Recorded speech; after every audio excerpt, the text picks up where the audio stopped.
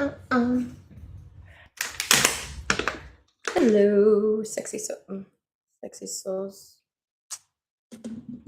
Just gonna bring this a little closer. Oh God, a little closer. All right. I don't know what's going on. I don't like when the camera is inverted. Like my brain has issues with it. All right. Welcome to Weird and Woo Woo. I'm weird. We get a little woo woo here. We're gonna be pulling some cards, even that if there's a message today. I got it. If you're gonna be sticking around, then just a friendly reminder, you are a sovereign being over your life. You get to determine if, how, when, where, why any of these messages might apply. My recommendation is to never Cinderella it, to make it fit. All right, so let's go ahead and get started. Before I got on, I went through a sneeze attack. Like I sneezed 7 times. It would not stop. My whole body convulsed. I was really, like, literally about to push whatever. Good Lord. Good Lord. It was terrible. Anyway, okay. All right, let's get started. Why is this?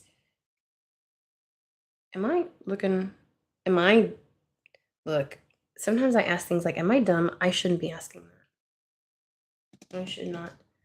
I feel energy off of this one, but also I've been questioning. I've noticed this as a pattern, like questioning the decks. Like when one feels like it's speaking to me and I start to question it. So you may be in a position of questioning a lot of things, like getting intuitive hits, getting downloads, and then questioning it, or feeling pulled in a certain direction and questioning it.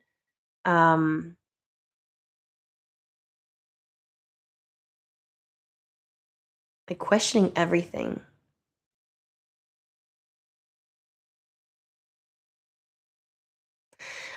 Almost like you question where the initial hit or draw comes from. Like what where is this coming from? Where is it? How's it getting to me? Why am I drawing this to me? Questioning. There is a questioning happening. I need to check something, make sure things are good. Oh, there we go.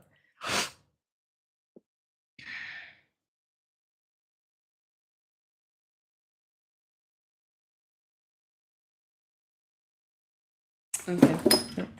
Oh. All right, here we go. So I'm not really sure if you're just kind of like, and maybe it's your instinct to question something. Maybe that is your intuition, is to be like, oh,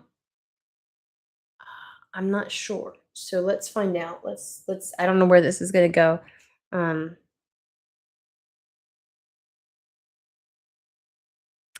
I'm getting like there may be a thing where like the questioning piece is actually a part of your intuition and your discernment really coming online together. Um, you know what? We always hear like your initial response, just go with that because that's and I'm like, no. Sometimes your subconscious or your ego can become so powerful or influential and loud that it will respond first to try and like guise itself as your intuition. Now, I am one that believes your shadow is as much of a part of your intuition and your inner guidance as anything else, if not more so. But still, the questioning piece is necessary when that comes up because it's more of a okay, why was that the initial reaction? Why is that coming through? Let's just see.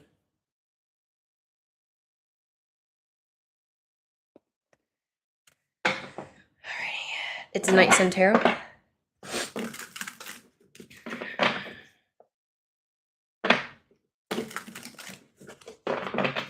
And this may have what I just got may have nothing to do with the actual reading, but it may be an indication like the, oh, I'm going to listen. I'm honing in on this.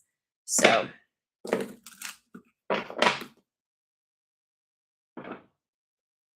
look at my I got look, I was cleaning one day. You think I throw it away? No, that's bleach. Spot of bleach.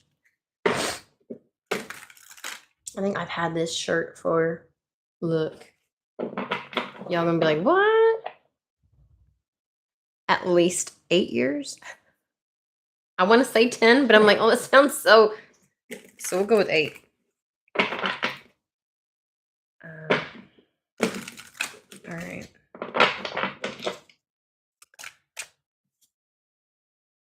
We have the 7 of Wands. Like running something through the filter of what's best for you. Is this in alignment with you? Is it aligned with you?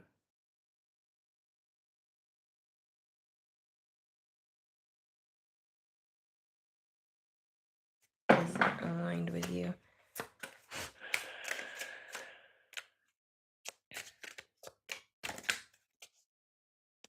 I was like, is that really me?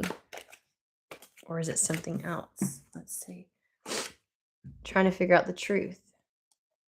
Getting clarity on this. The Crown of Thorns does talk about, especially since this is a sword suit, it does talk about your mental realm. Like, is the voice in my head me? We talk about on this channel being really careful. I say it frequently. There's a difference between hearing somebody and listening.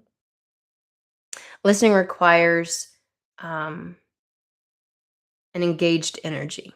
It requires openness. It requires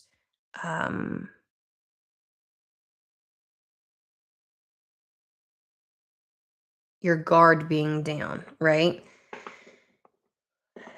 Hearing somebody, I feel like, is the idea of hearing what they say, but not necessarily giving the same weight to everything that they say, taking what you want, leaving the rest, kind of thing, anything that might be pertinent. Um, to me, when you listen to somebody, you're kind of like opening the veil, or you're um, letting your guard down and really engaging with and contending with and trying to view what they're like through multiple lenses, right? Understanding their point of view, as in juxtaposition to yours. Like there's this. It's a much deeper, less shallow way of communicating.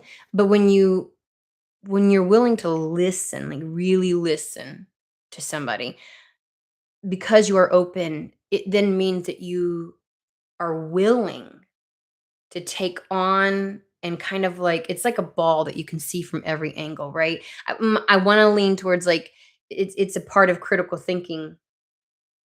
Um, the danger in when you do that with somebody, the listening aspect is that you have to be careful who you actually listen to, because it's like a full body engagement, right? With what's being said. It is clearing distractions and taking it all on, and not on like um being open to all of it.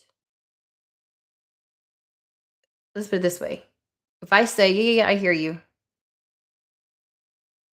versus I'm listening, I am engaged. And if I am engaged in this, my defenses are down, I'm open, I'm receptive, and participating in this. It's like the idea of the difference between active listening and, again, just hearing somebody. Hearing feels like you can take, like, it's where you just kind of like, there may be a chunk or something that you can get from it, but most of it's not relevant to you. It's not something that you want to be open to because of the person. Like, I think who it is determines whether you actually listen or if you just hear them, right? Because listening also, because you are so open, requires some level of achieved trust. Um, and of course, that kind of engagement with somebody can be lost when trust is lost in at any level. So again, when you are listening to somebody, you are almost inviting them in to your energetic sphere where you are giving genuine consideration to the things that they are saying, to their perspective. And when you do that, you open yourself up to when you're listening to somebody and you open yourself up like that, you're opening yourself up to them becoming a voice in your head. And that's where the discernment is necessary. Who gets to be a voice in your head, in your life? Because that is giving them leverage for influence. Um,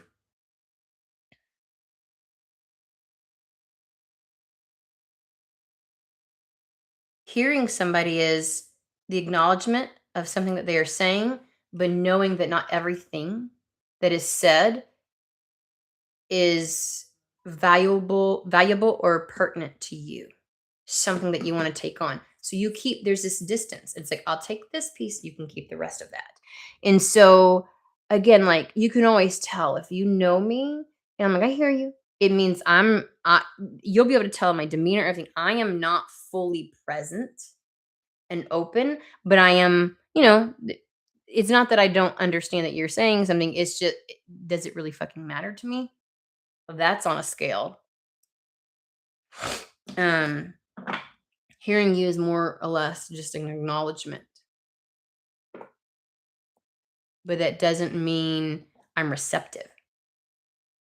So I went on that tangent for a reason, but it kind of feels like there is this perception of maybe questioning who has become a voice in your head or what has become a part of the voice in your head, the one that challenges things. Is it the initial reaction? Is it the one going, wait a minute, like where in this, and who, not just who, who gave them permission to be there, but whether you want them there.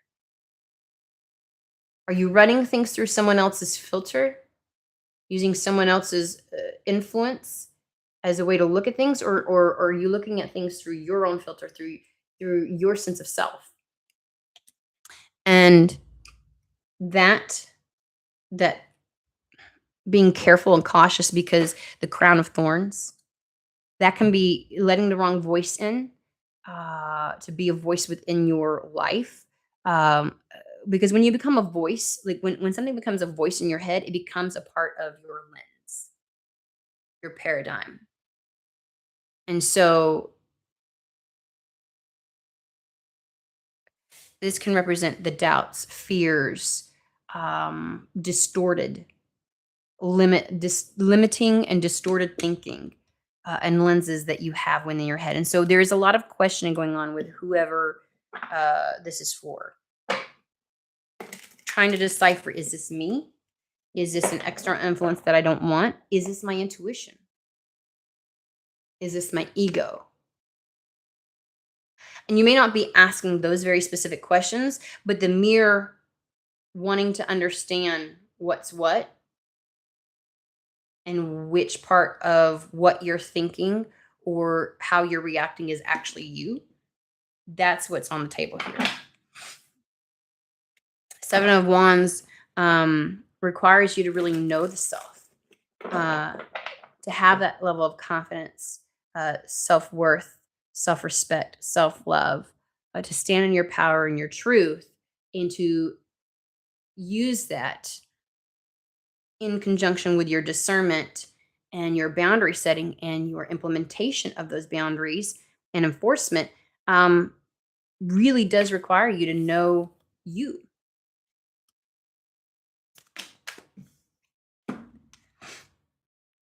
I picked it up. We have the King of Pentacles, Then we have the Two of Cups and the Four of Wands. Two of Cups with Four of Wands, hands down, connection, union, relationship, love, right? This is the Four of Wands is the establishment of something that can be built upon. Um, do I see this long term? Do I want this long term? Is this something that what do I see in the future, and is this a solid foundation for that? It's the four pillars of whatever structure whatever tower you're about to build, right? Um, and so you want it in an alignment with you. You want something that matches who you are, but your attraction to somebody, what is that influenced by, if anything at all?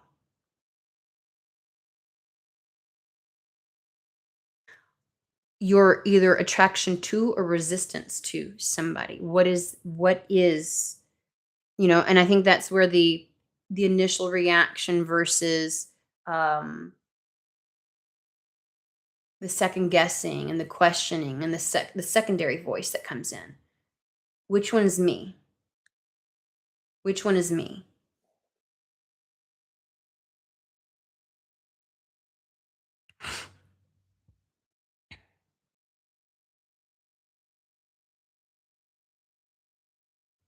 At the center of it, we have the King of Pentacles. And this very well may be somebody who is in a King of Pentacles energy going through this. Yeah. 10 of Pentacles with the Six of Cups. This could be history for some. This could be soul connections.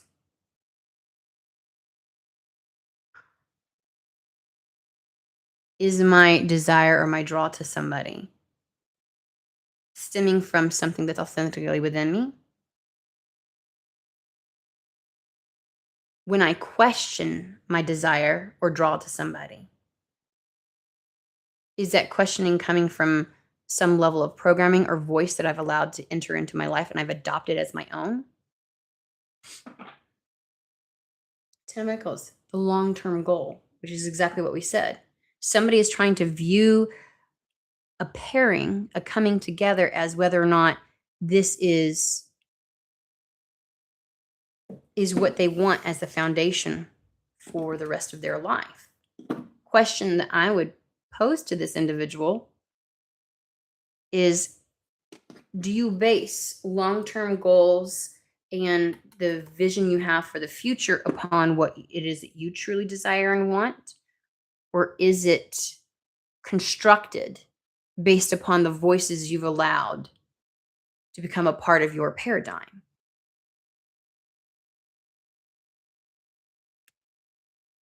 Because then and only then can you understand and know if this it's kind of like will this be built on the right thing? Well, then you have to consider all of it. It's not just questioning your desire for something, your attraction to something. It's not just the attempt to figure something out within your mind so that you conceptually understand it. It goes beyond that. That doesn't necessarily tell you if it's the right foundation for you need to be questioning what it is that you actually want.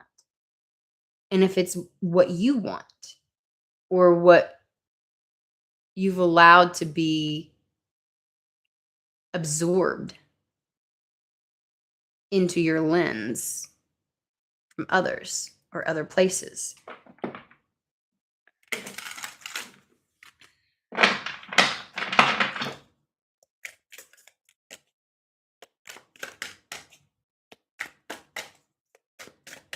It is a bit of a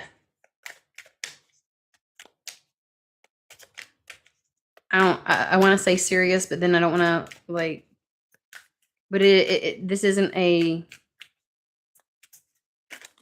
happy-go-lucky slapstick kind of a energy, right? This is well, let's talk. We have the Empress. Something here has already started. The egg is cracked. Look. Also, the cage that normally houses the heart is like knocked over on its side. It's dismantled. It's almost as if it's not pertinent. So somebody's heart is no longer caged. And then this is the idea of the receptiveness that we talk about, that we just hit on in regards to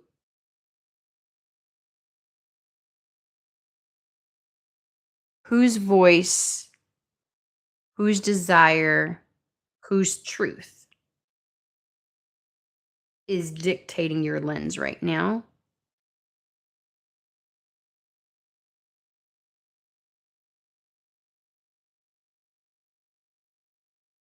That tells you whether you're seeing something clearly, whether or not it makes any kind of sense to anybody else. Morning. This also dictates your receptivity.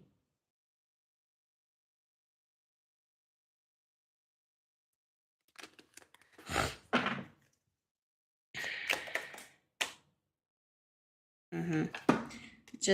I gotta cover the tatas. This is the devil card right here on the book. You understand?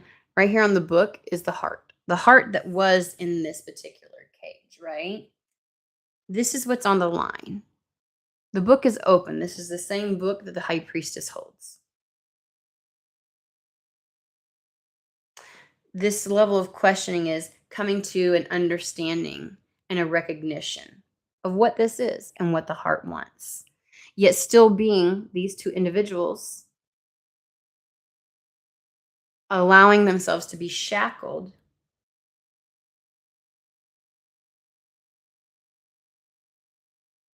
by truths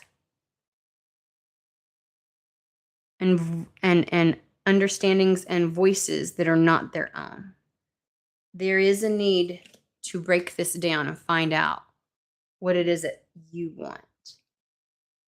What in all of that which is going on up here and that you're experiencing, what's you and what's not. And to focus and use, when you come to that discernment, use that as your guidepost.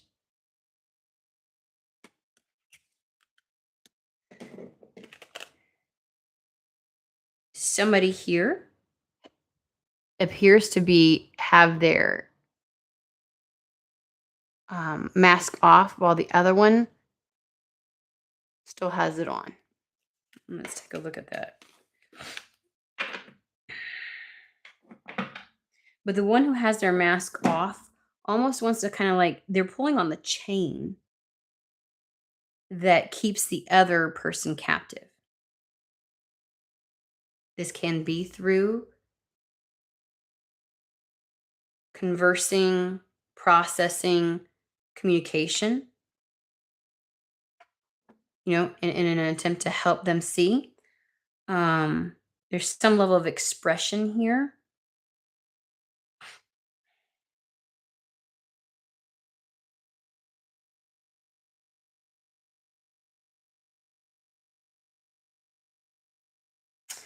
Are you moving, looking at making decisions and taking action from the truth of the self? Are you able to recognize that? There's this feeling of like somebody trying to, because their mask is off and they see it, trying to help somebody else remove the chains. In the devil card though, there is this level of you can slip out of those chains anytime you want. It's much more difficult when the voice in your head includes the voice of others and you're not quite sure what's you and what's not. When you allow others others to become a voice in your life, remember they then have influence.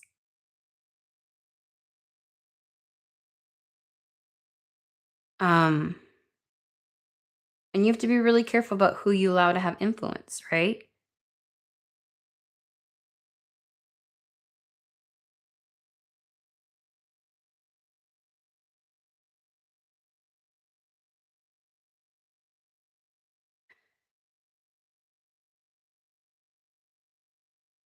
I want to show you.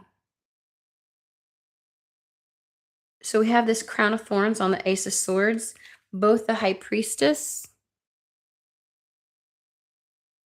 right, has the crown of thorns, and the king of pentacles.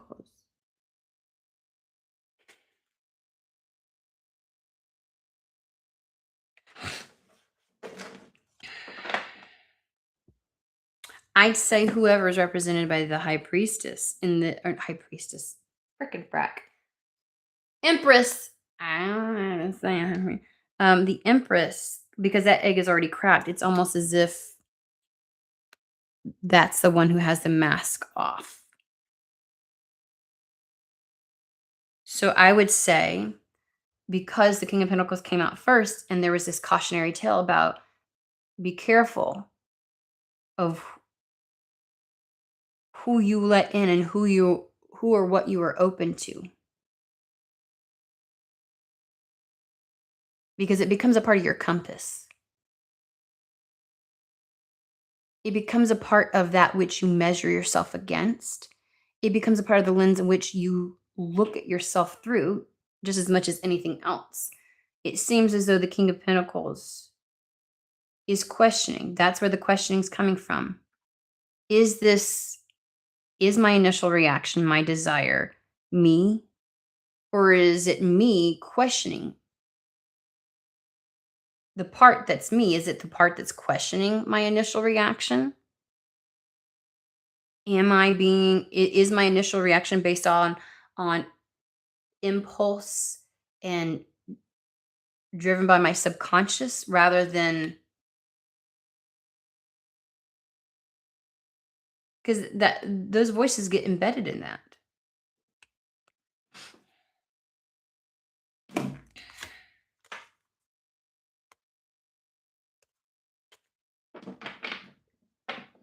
So somebody here is trying to assist or help or in some capacity, because, and I would say, since it is the Empress, because they're the vulnerable, open, receptive one. They took the heart from their cage and put it on the book. Again, something is known now by the Empress that the other has yet to take their mask off to see. The Empress is attempting to help the King of Pentacles, who's very rooted in reality.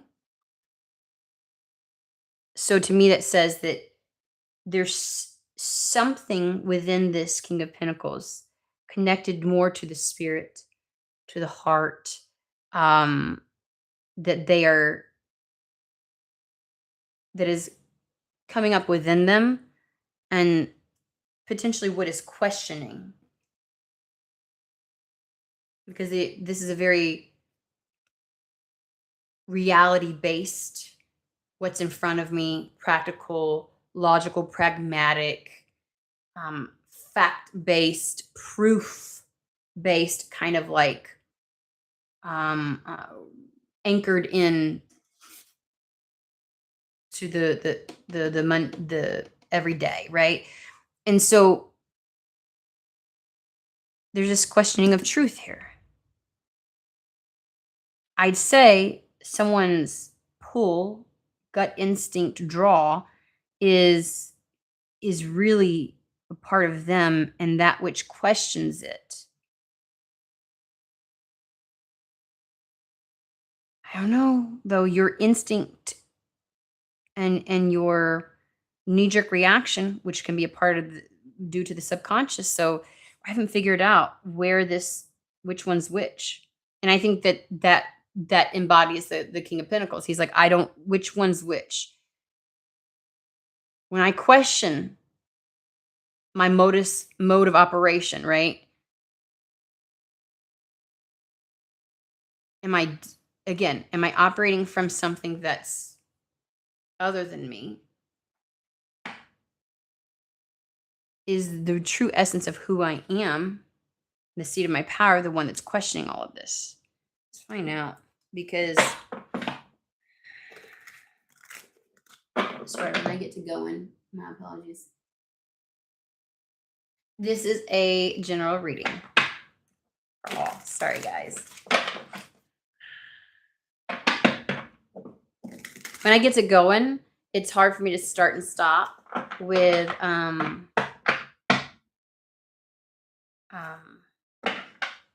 the chat, just because it pulls me out of, yeah. So I have to like focus on it, and then I check in when I can. My apologies.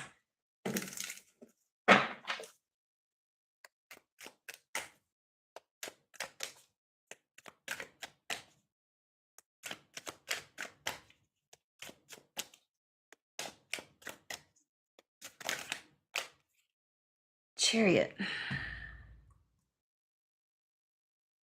Something's coming together.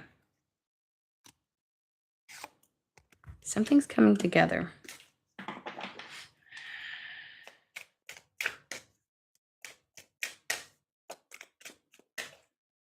Probably is, there is this, I do want to say, this particular chariot, and the helmet that they wear has no way to view through.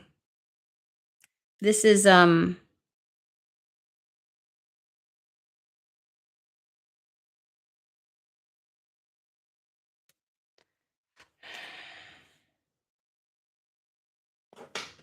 like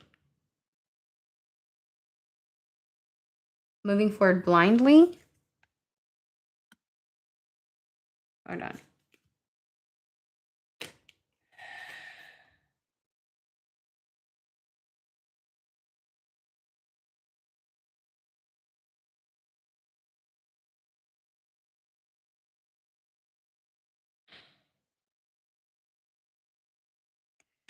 Intuitively. The hourglass is on its side, stopping time. No more wasting time. Time has been wasted. While he cannot see with his visible eye,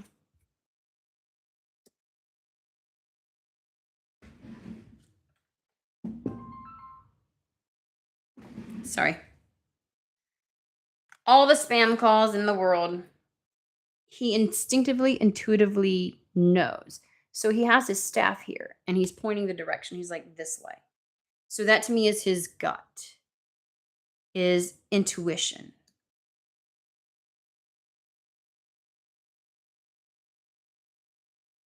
Something aligned where it's almost as if I don't need the facts, the visible proof, the tangible evidence to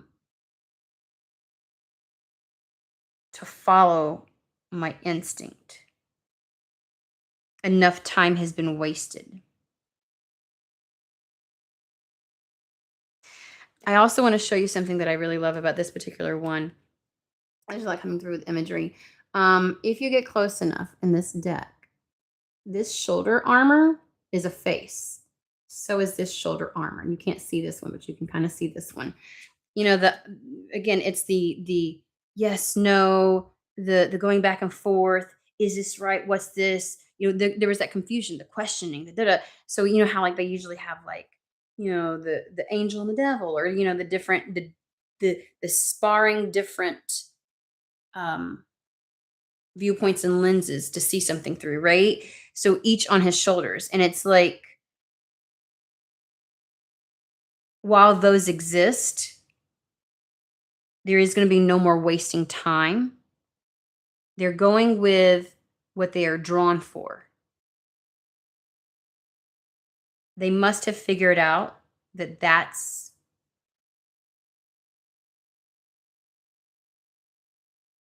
coming from their true essence of who they are. There's an honoring of that. Okay, and I say that because we have the Knight of Wands, the Fool, the Page of Wands, and the Eight of Wands. Aside from what, like the general tarot community would say are the fastest moving tarot cards, the Chariot, the Knight of Wands, the Eight of Wands. Now, there is one more. Some people consider the Knight of Swords. But the wand suit is known historically as being the faster moving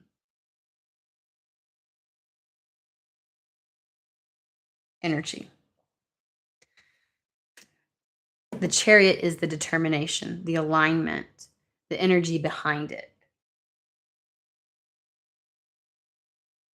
Something new. It may have been a situation where one was aware and the other was not. The other one was still questioning something. I do not feel the Empress questioning anything. Although I will say she's still, not that she doesn't question things, I think that her level of understanding of it came along much sooner than the other. And has been waiting.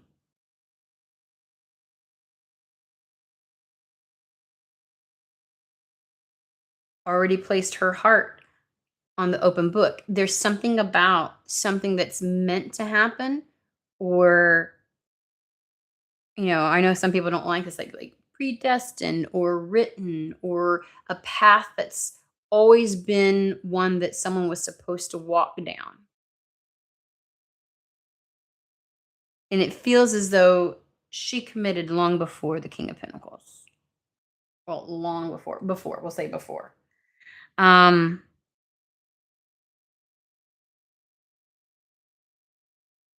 want, oh fuck. See this staff that she's holding with the cross on top of the sphere? It's the same one. So she's been privied, open and receptive to something that, and is aware. It's beyond desire, impulse, something primal, a draw, a guttural pull. She's aware, and has already begun. He just started, though. He has the exact same staff. That staff that I put, the Chariot is below the, things had to come in alignment for, he had to come to this conclusion. He had to figure this out. So here's the King of Pentacles, now in his armor with the exact same staff. The exact same staff. So they both are aware and receiving the same call, the same pull, the same, she is aware, more aware of it than he is, but he is honoring it. I dare I say he has come to some kind of conclusion. In the least, he may not understand it, but he does know that honoring whatever that pull is, whatever that intuition is most in alignment with who he is. There's some kind of like monitoring spirit happening.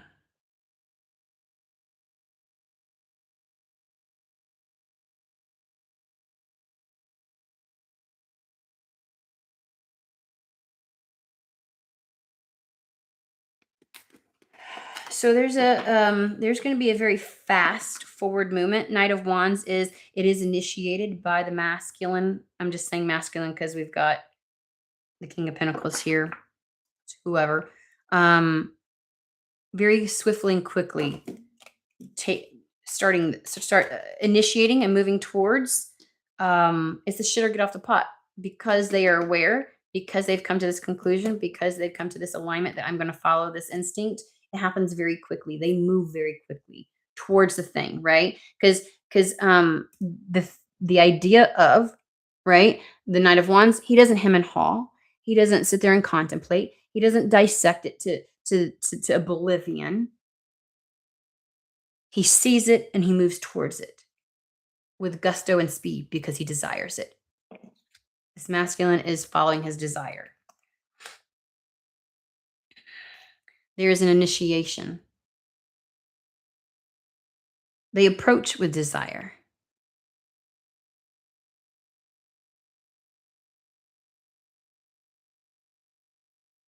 It's definitely, and passion. It's like there's a flame, a flicker, a passion. So, like, they're showing me, like, page ones can be, like, projects, something that's just birthed into, right? But it's not a project, but they want me to they want me to tap into that really quick.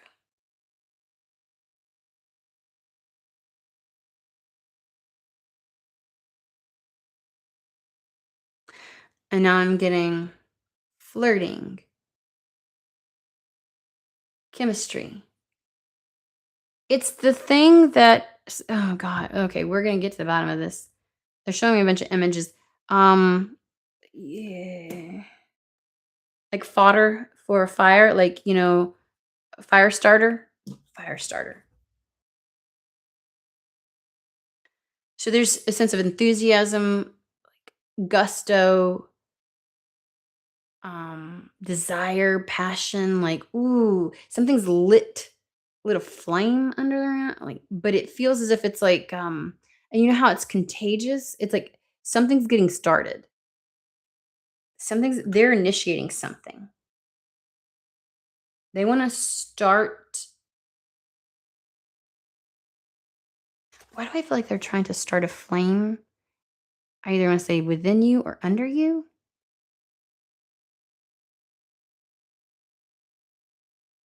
Keep showing me the lighting of something now. We'll get back to that because that's got a lot of energy behind it. And I know that that's initiation, but we kind of garner that from the Knight of Wands. And they're showing me stoking the fire. It's funny because that kind of makes me think of like a slow burn, but it's odd because the Knight of Wands can be a bit of a distracted energy as well. But in this instance, it's more of just the speed or the suddenness at which something comes in and starts. Um, the level of dedication to getting something started, like they want to be the initiatory. Let me process through this really quick because I have to stick with this bitch. Bitch.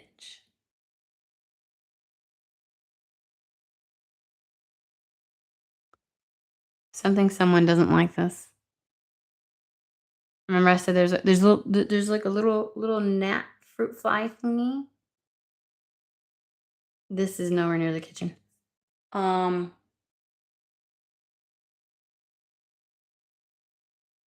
and it just tried to go like zzz in my ear. I'm like, whoa, and you know how tiny them little bitches are. Um, I bet it's that voice that this person has in their head. Oh, the thing to pull you away from that which is really just you, your truest desire. Oh, I see. Okay. Okay. Something else wants to be a louder voice. I don't know if it shows up on camera. It's such a tiny little. I want to smash it. It's so quick. I want to smash it so bad. Very like it's almost as if when this person decides, so it's almost like all they've got to do is get this started.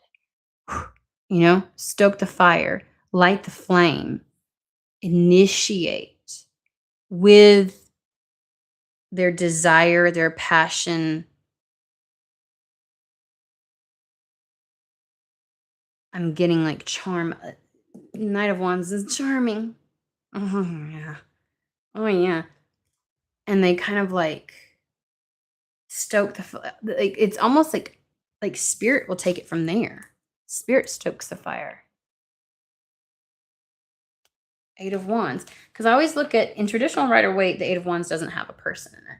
You can look at the Eight of Wands in the Hermetic Tarot. A lot of tarot decks that lean traditional. That's like the one card that doesn't have a human being in it, a person or whatever. Now I know that there's all of the ones that have cats now and this, that, and the other, but I'm talking about some more of the traditional tarot cards with it, because that's spirit led. Knight of Wands, initiatory by a person. It's led and driven by their desire. But what makes it exponentially fast is the Eight of Wands. So all this person has to do is initiate and try to stoke that fire, and something's gonna pop off. Something's going to happen.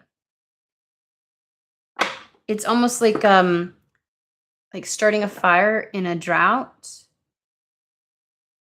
I do not recommend. That's not me saying this is metaphorical. And once you get it going, like a wildfire, it'll spread. There's a lot of wands, a lot. 7 of Wands, 4 of Wands, Knight of Wands, Page of Wands, 8 of Wands, Ace of Wands. This is an exciting, palpable, hard to contain once it gets started. That bitch landed on my nose. I'm gonna lose my shit. I'm about to lose my shit. I hope to fuck God I got it. Oh my God.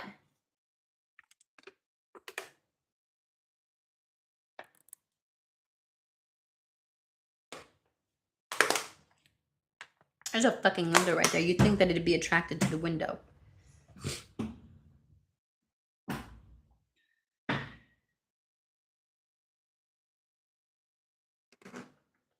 Oh, I tell you what.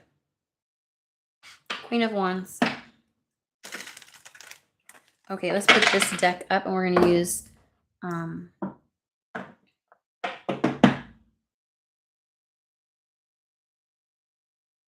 Starman Tarot. God almighty. I really need to save my brain. My brain's just, she's trying so hard. She's trying so hard.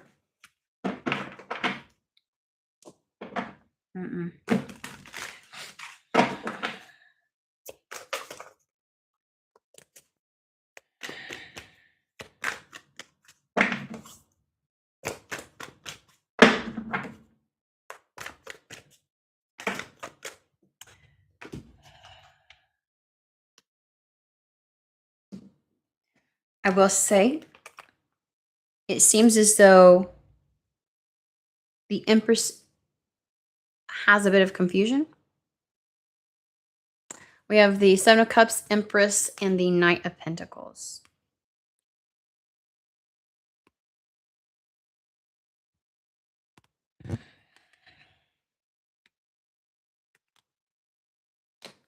Knight of Pentacles can be like such a methodical individual and integral. He is always the most integral to me,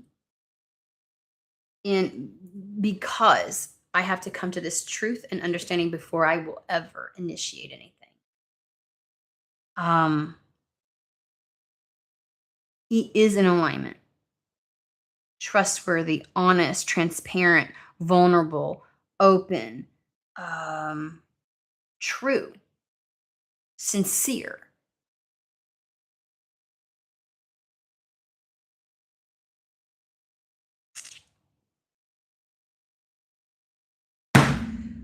Oh. Okay. I killed it. Oh my God. I'll lose my shit.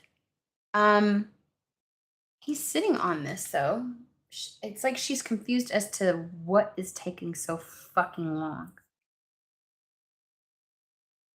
Like, what are you doing? Because it has the appearance that it's almost like he's sitting there. See, this horse is on all these these logs, like it's not moving. It's not moving at all. And in fact, it almost seems as though blasting out a signal. So she may be under the impression that somehow this dude is wanting her to make the first move or is trying to lure her in, but will not initiate anything with her. That's what's coming across. Like, you want me, you come to me kind of thing. She seems very confused. She's not moving at all.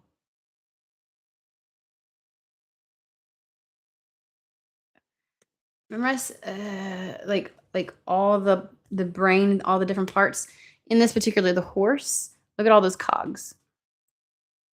See all the wheels and gears and things like that. That's like indicative of what was going on, what was taking so long. I don't want to put my hand near my face now because I smashed it. He was a little bit bigger than I anticipated. Blech.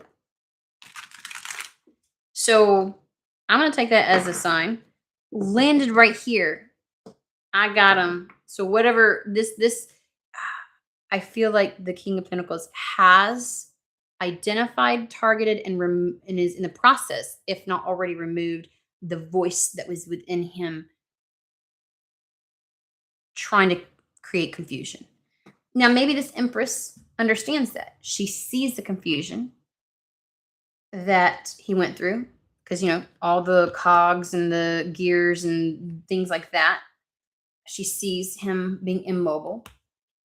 There's something he's broadcasting. But if she's flanked by the Seven of Cups, so maybe she was aware of it. Because remember, I was like, she's waiting.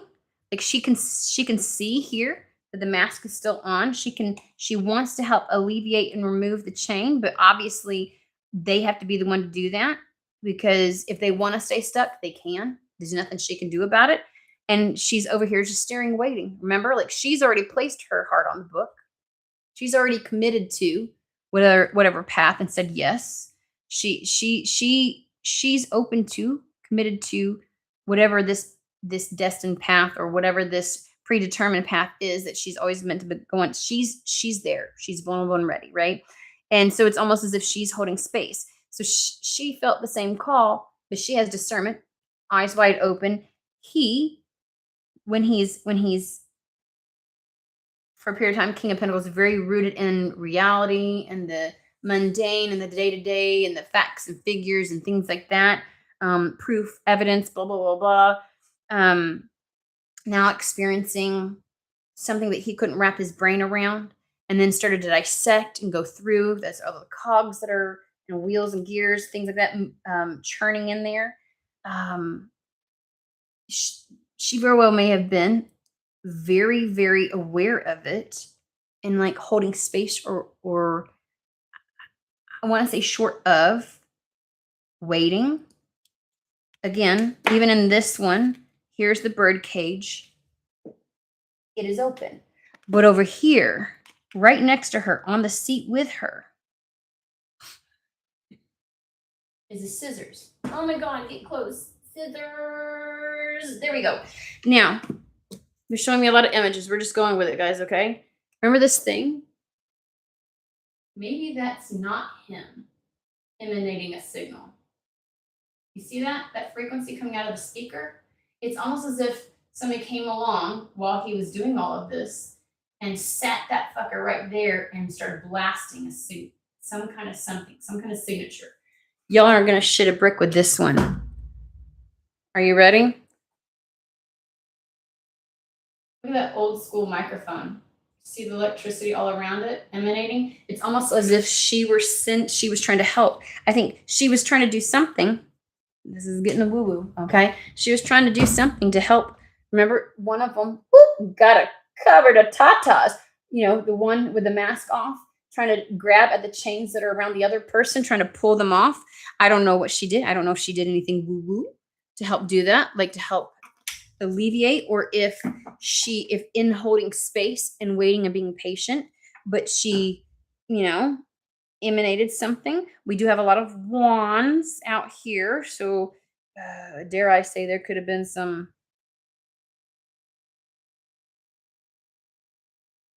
magic. Like it's the idea of like allowing her energy to speak to him. Um, because it maybe that's what it is. It's like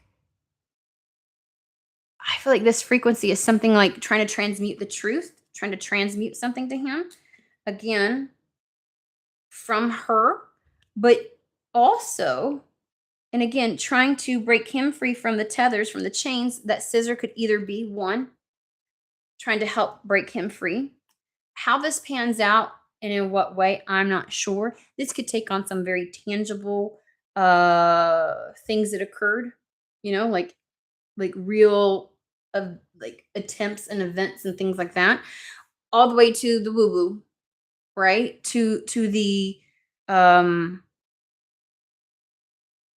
you know, telepathic, energetic. Um, Something was being transmitted though. The fact that the Empress has the mic, old school mic that they would sit with, that would be like that big round one that you see like from like the 60s and stuff like that, and the 50s, or even like the 20s, like the movies with the 20s, and it's like the bass, and it's like, when radio first started and they had the little, that's what it looks like. There is some kind of signal being transmitted, some kind of message, some kind of something. Um and maybe that's the pull he was feeling. I feel like it's something more than that, because this is the pull both of them have to answer to. They both have the same staff, right? Empress is just aware, like eyes wide open, and aware of exactly what this is. The only conclusion that the King of Pentacles has come to is whatever this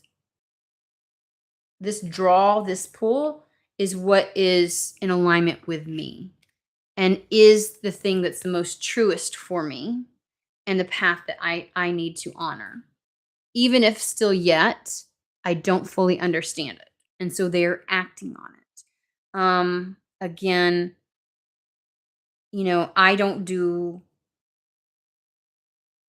there's, the way spirit poses it to me is there's so many types of connections, soul contracts, soul um recognitions. You will have people who will always want to satiate and assuage their own ego, to either justify or give them peace for the journey that it takes, that they've taken in life. And so, some people will try to be like, oh, there's no connection like this connection. There's no connection like this connection. Soul connection is a soul connection, is divine. They're all just different. And we do not take the stance here that one is mine's harder. Oh, does your ego need validation for how hard and difficult it was, because you experienced an immense amount of resistance within yourself to work through blah blah blah blah. You know what I mean? Like if sometimes we have to assuage the ego to get it the fuck out the way. That's what you got to tell yourself. Okie dokie. I can tell you, I cannot fathom anybody who actually speaks to spirit who would frame any kind of connection like that. Are they different? Yes. Is any one more difficult, powerful, potent, more important than the other? Fucking no. A newsflash, just because there is something that's a connection for you, like a part of your path, does not mean that someone who does not have that, like a romantic connection that is important to the life that they're supposed to live, is somehow like your journey is more difficult, more important, more. But I don't fucking know. Along the same lines, we don't do the chosen shit around here. Anybody who ever self proclaims as being chosen ever in history has always been the one to be a massive, oppressive faction within our society, and something always to be dismantled.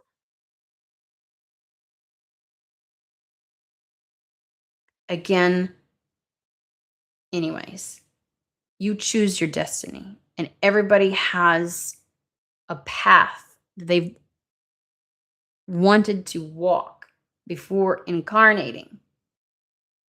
It's just up to you whether you choose once you get here to walk that path or not. You choose your destiny. You are not chosen. Otherwise, everybody's fucking chosen. So what's the point of saying it? Anyways, I digress. Let's go ahead. It's in the same vein, I'm just going to be honest with you, of like, I firmly believe in the concept of star seed, the idea that my original form is not that of Earth, but that that there's multiple lives and varying dimensions and realities and so on and so forth. And so, can you inhabit and take on a form here when this is not your original form? Can you feel as if you don't belong here because you feel more aligned with a different form? Absolutely. But guess what? Who or what you were before this lifetime only has bearing on this lifetime to you. It's information to help you understand. But some people go half cock crazy. I said it. I used the word as if somehow they are some superior being with something that did I'm connected to. Like, shut the fuck up. And also, can we stop with the dumbass words that we use? Galactic Federation. I'm sorry. I understand you really liked Star Trek growing up. I'm with the people. Like, you can say whatever the fuck you want. But can we all just recognize, first off, everything is energy. Language is something specific to this existence.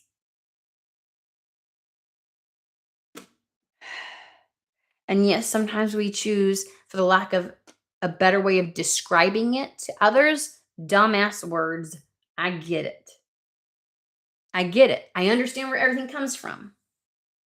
But we're beyond the point of where we should understand the role that those terms and labels play and its limitation it can place on us, and how it is a tool to kind of like get your ego and everything else on board. But sometimes our ego hijacks that shit to elevate it to be something way more. And I promise you, at some point, that's going to take you off your path. I'm not saying disregard labels. I'm not saying they're not valuable. I'm not saying using them to understand something isn't important. But at some point, like the King of Pentacles, does it even fucking matter? What matters is this true for me? What matters is the inner call, what's in alignment with my core, my truth, my seat of my power, and the lens at which I view this world through, being authentic to me. That's what's important, not all the other shit that we get stuck on and hyped up about. I too use a lot of these things. Some of them I don't. But what I want people to take away with this is not, like when we get woo woo and it's like the Empress has done blah, blah, blah, blah. There's a recognition that we are far beyond capable of what our society says we as humans are. Okay? And not everything is backed by science and evidence and proof and whatever else you fucking want to use to say it's true. Science, in my opinion, is the discovery of the spiritual, that which we've always known. It's finding evidence of that in this reality.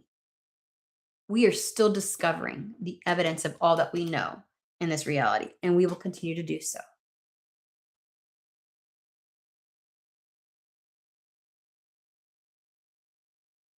Do not let anything that I say let you anchor in to a title or a label or a path that has been described and told by others so that you conform to it. Okay? That's my point of this. Whatever this is, it's real. It moves beyond just reality.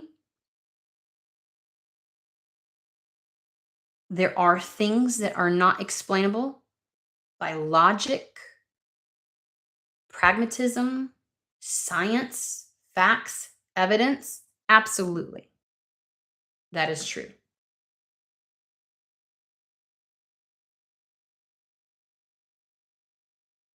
Nonetheless, very, very real and absolutely happening. So there's been something because she's not left her perch. She's not left her throne. She's attempted in whatever way possible beyond reality. And again, maybe some of it within to help free, to help uplift, emanate, expand upon, amplify. That's what that is, an amp. Amplify the truth. But the decision's always been within the hands of the King of Pentacles.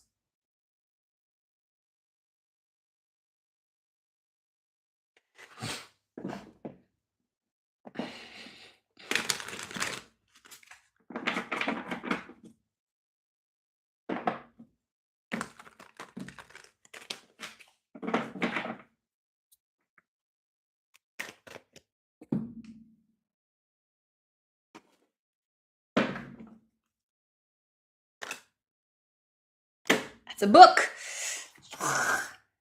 Starman.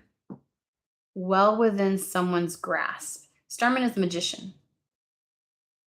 This is the person that makes things manifest in their reality. Beyond the idea, beyond the concept, beyond the field of possibilities. Using what's at their disposal to make something manifest within their reality. Understanding that they are fully in control at all times of what they allow into their reality. It's a book, y'all. Ace of Cups. 9 of Pentacles. 10 of Wands. Lovers. 9 of Wands. Judgment.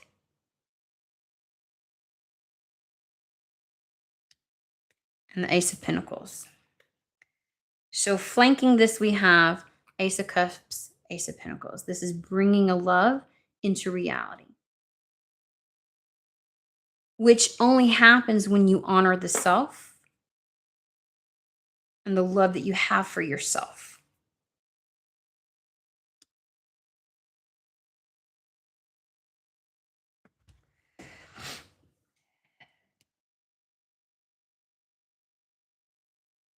Nine of Pentacles reminds me of the energy of being whole within oneself. I'm finally at a place where I'm okay with who I am. I'm good with being on my own. I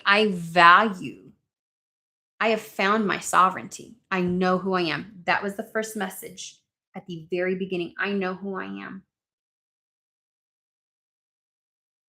That's the discernment within to know what is you and all that's happening in your head and your mind. What's you, what's not, whose voice is in there, whose voice you've allowed to become a part of yours that influences you. It's like, well, what's me in all of this? This is achieving that. The 9 of Pentacles.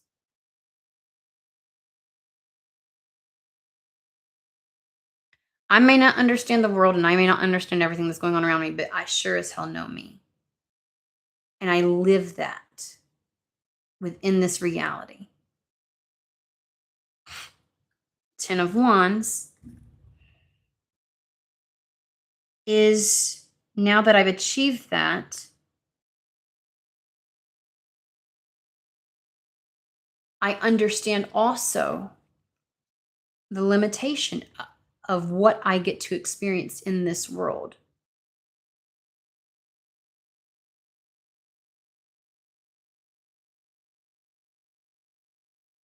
When it's just me.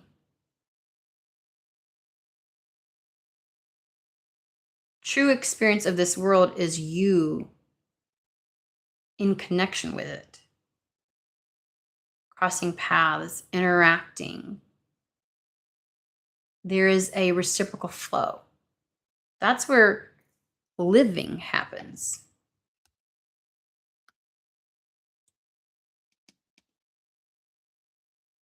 I can do this alone, but I don't have to.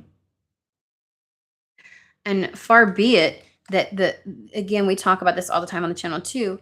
You hold on to anything for too long and only that, and it becomes a burden.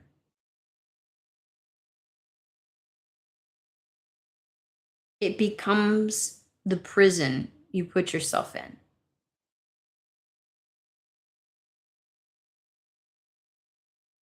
I've proven to myself that I can do this.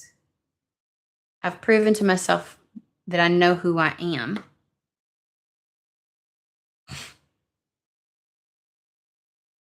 There's something about, but that can become a burden.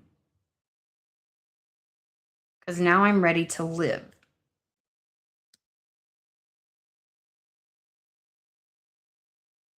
I know what it's like to exist in this world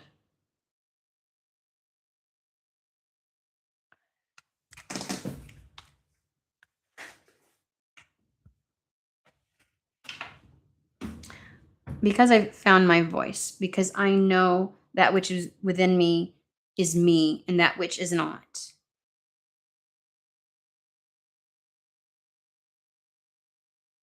I know and understand.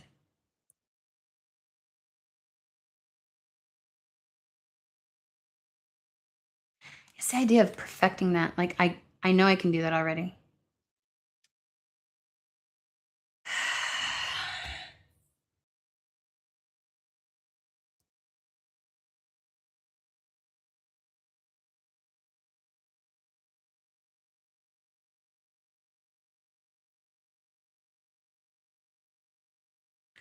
I'm trying. The reason I keep pausing is I'm trying to find out if this is from the like from what angle this is from. The Empress or the King of Pentacles.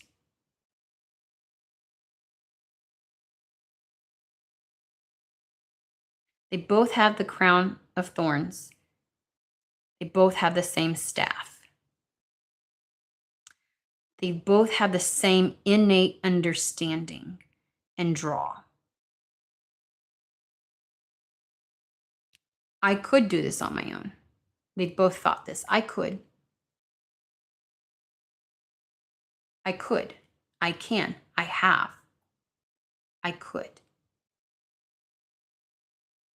I have found peace with who I am and how I exist within this world. I don't have to. Dare I say, this can become lonely. Part of living is the interaction I have with the world. It's what creates my experiences, is when I finally do understand who or what I am, the voice within me.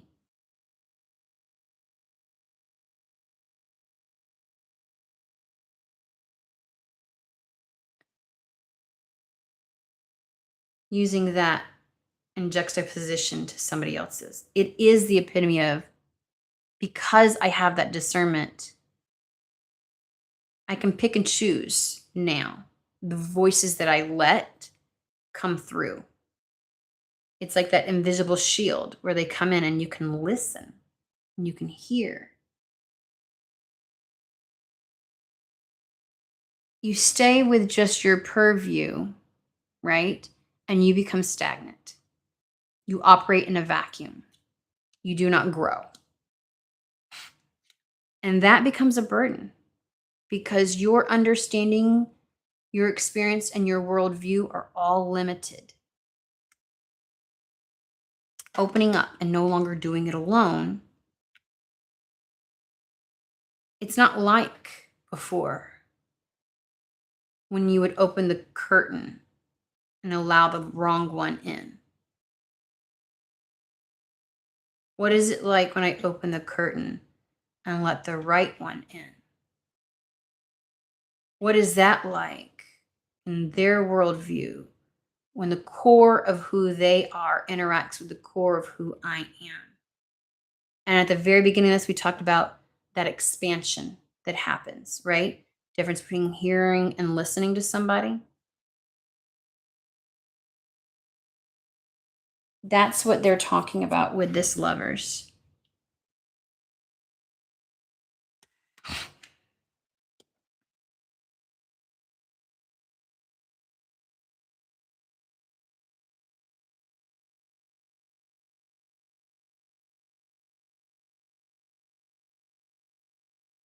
So Empress came to the understanding of who or what is me, while the King of Pentacles was still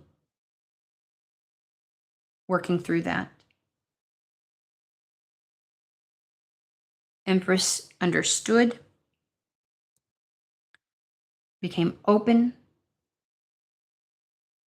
I will say the Empress, because the bird cage is open, remember, in all of these, and the heart is on the Empress became open and vulnerable to the King of Pentacles, while the King of Pentacles was still grappling with. If this is somebody that you know, it's the idea of like,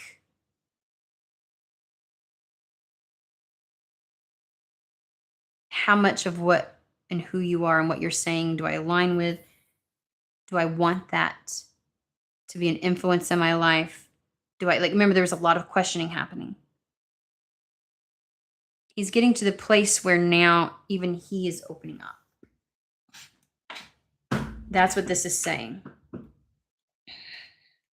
It's two individuals who understand themselves, who know that they can do it on their own, but know that it's through connection, the right connection.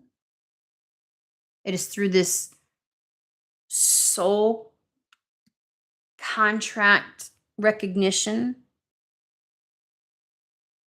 that they can move beyond the burden of whatever they've experienced this world. It's finding the right one to let in, the one that's okay to be a voice in your reality, to become a voice in your head. Because here we have the Nine of Wands, which is the protection of that. That's this King of Pentacles. The proactive, wanting to figure it out first, not just jump head first in. Jesus, I'll get it together. Nine of Wands is the defensiveness, like, I don't know, to making the decision, which we've said he's made the decision. He feels the call, and as with the Chariot, because again, he has no evidence, he has the mask on, right?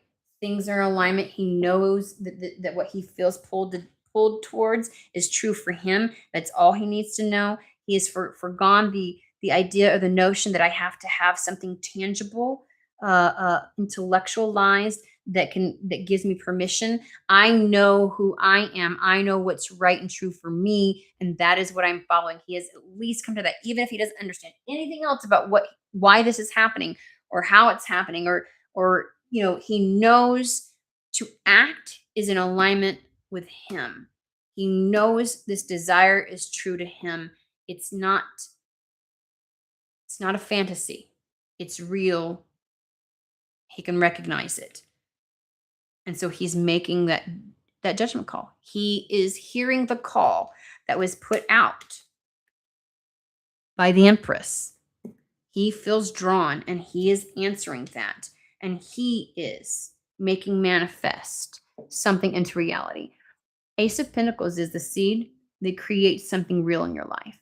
Here's the book that's always been, the seeds that are planted, and now it's sprouting. Ace of Pentacles, he's going to make this a reality. And it, again, as before, it is so fast. Knight of Wands. We have Justice and the Queen of Wands.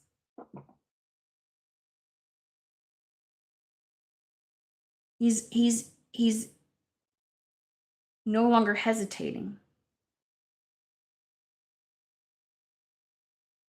He wants to go ahead and start this. He will initiate the flame. Spirit will take over from there. Spirit will stoke the fire. Spirit, like, it's gonna, once that flame is lit, once it's lit and it's shared and that chemistry is shared, it's going to move fast.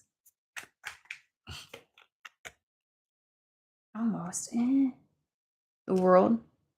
We have the typewriter, communication. There may be something. The World card can represent distance. I also look at it like the internet and connecting and communicating.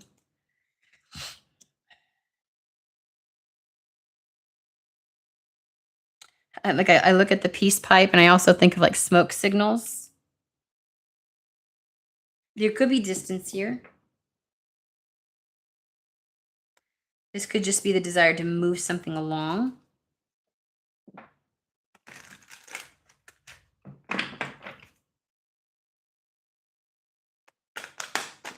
It is also being open to opportunity and seeing where it leads you.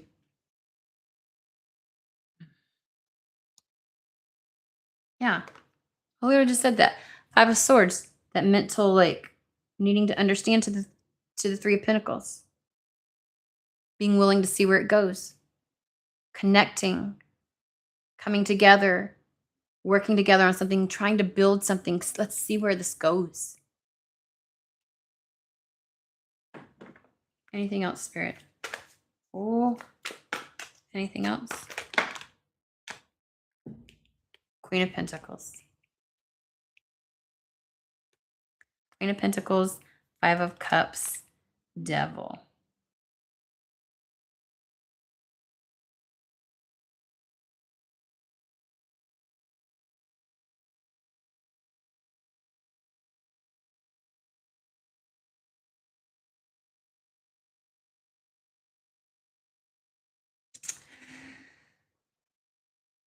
Whatever he went through to figure it out internally, right?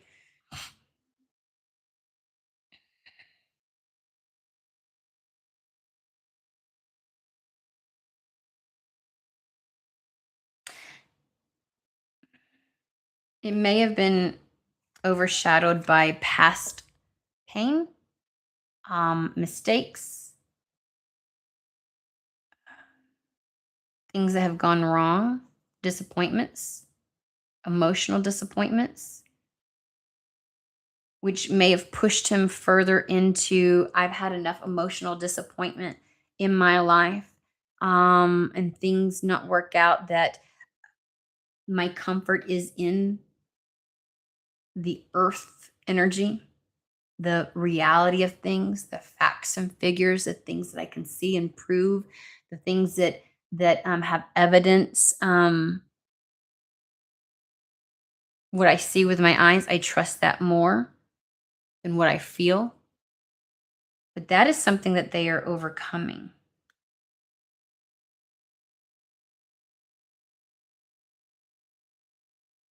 Because as with the Devil, like, remember, they have to release their own chains.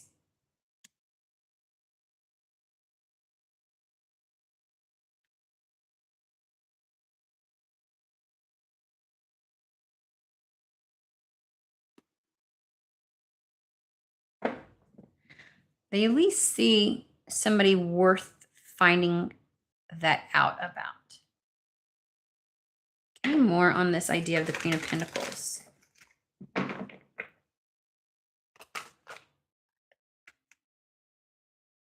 Six of Pentacles. It's worth finding out.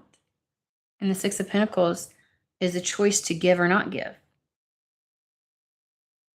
Will somebody receive or not receive? And this Five of Cups does give me a sense of rejection sensitivity. Maybe why they like to lean towards, I have proof before I do anything. They're coming in blind. They don't have proof other than what they feel. They're just answering the call.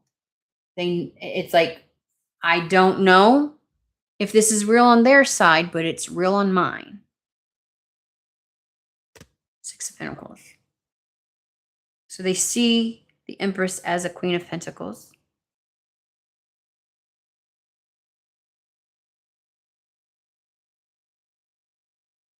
Something about they see themselves in you.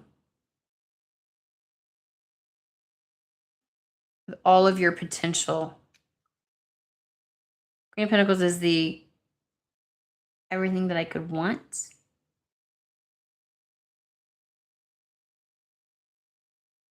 Knowingly want. What they do see. They do like. Okay. An hour and a half, y'all.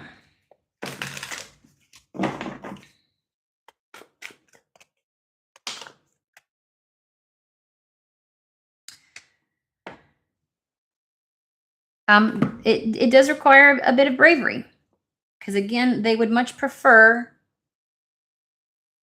science. Hey, Blueberry, how are you? Proof, evidence, hardcore reality, and just relying on that. That's where the comfort is. Again, I have to Leo season, right? We've got the lions here, strength card, very much may be that, but this does require, because the lion represents the inner beast that wants to rear its ugly head, and we did talk about the voices that have become a part of their reality or their paradigm, their lens. A voice that's become a part of their subconscious in their mind that maybe shouldn't have been there. That has had influence on them. And this is overcoming that.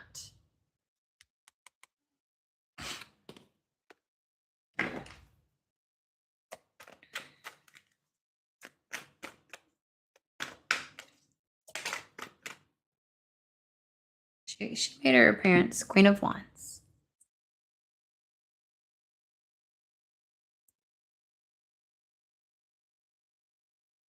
She's the palpable. She's the one that emanates the signal. She's the one that I feel is like the minor arcana to the Empress, right? Like, albeit I truly believe there's like a mastery, of all the queens, and that's how you become the Empress. But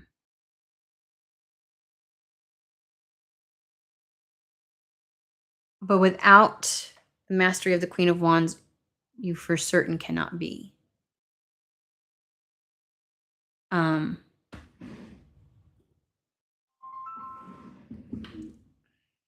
my son calling me, and I don't want to hang up on him, but I can't answer. So poor child. I'll call him back. She's the one that attracts things to her.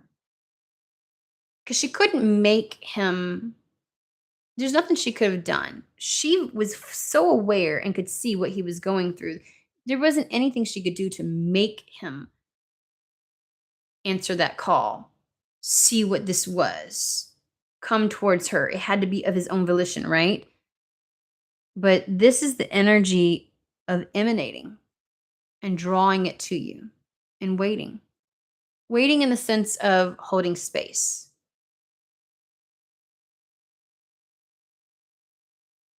And being receptive.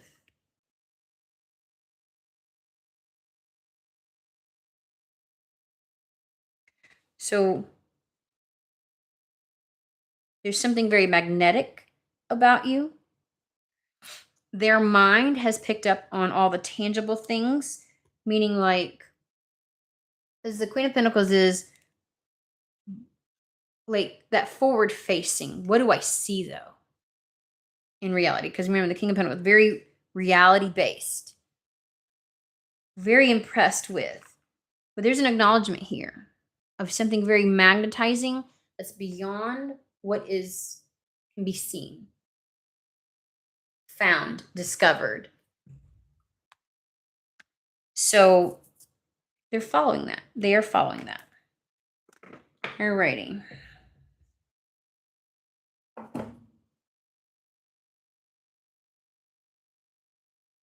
Trying to make sure. There's nothing else. And again, if you're wondering about timing, this is so very quick and fast.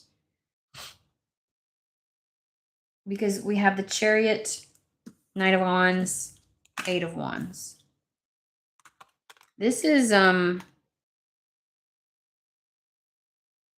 surprising, sudden. The evolution of it from start to, like, it really takes over. It's like a wildfire. It just takes over. Has a life of its own. So, yeah. This is, I'd say, imminent. Because we also do get Leo, so it gets imminent.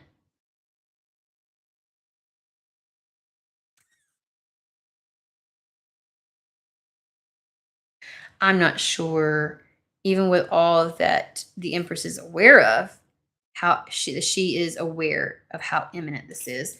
Because this very well may be, again, what she sees with her own two eyes. She knows something greater. She knows beyond that.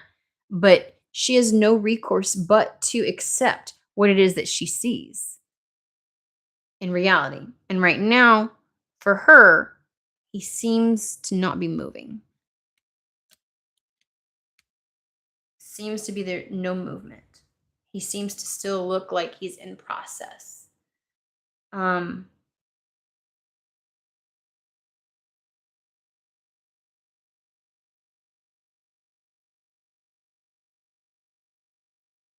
Because again, same with like the stars. Like I went on those tangents for a reason. Same with the star seed or anything else like that. It doesn't matter how you want to label this connection. It doesn't matter, whatever you think influences it. Because when we get here, reality is we get to choose. So the Empress while understanding what is actually happening, has to accept at face value what she sees and not try to create or force something, because she doesn't do that. It's not happening. And that's the reason this is such a surprise. So, alrighty. Well, that is the message. I'm going to leave it here. I am going to hop off, call my son back, find out what's up. And I will see you guys in the next read, okay? Hope everybody has a great day. Bye, Blueberry. Bye, Anna.